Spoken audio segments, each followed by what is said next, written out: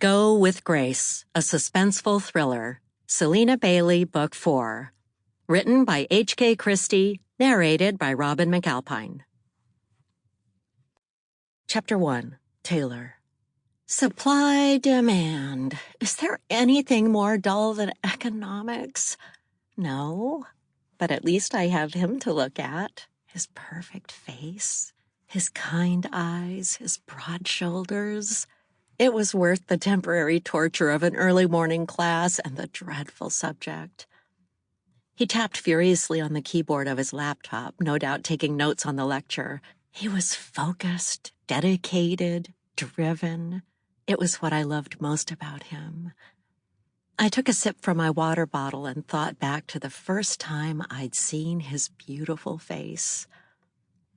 The air was warm with a light breeze as I strolled down to the middle of campus to visit the volunteer fair. Flipping through pamphlets at the Greenpeace booth, I glanced up and spotted him a few tables down at the Amnesty International table. I didn't know his name or his story, but I knew I had to know more. I thanked the crunchy granola types for their time before hurrying off to shadow his steps through the quad. He stopped at a table one stall down from the Italian club, where I planted myself and pretended to be interested in the club while I studied him speaking to a representative from the freshman orientation group. He raked his fingers through his dark hair before giving that killer smile and bending over to scribble on a piece of paper attached to a clipboard. I casually stumbled over to him, gently bumping into him.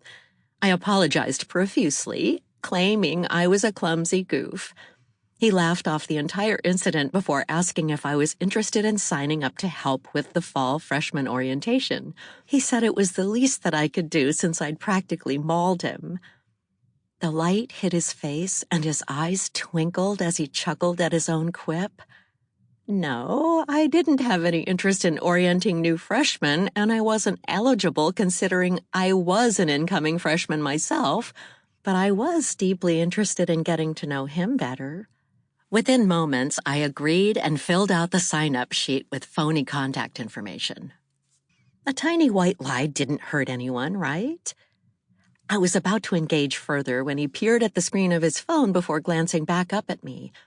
"Ugh, I'm late. Again," he grinned and said, "I guess I'll be seeing you at orientation. Hey, try not to mow down any unsuspecting victims before then, okay?" I chortled, "I'll do my best."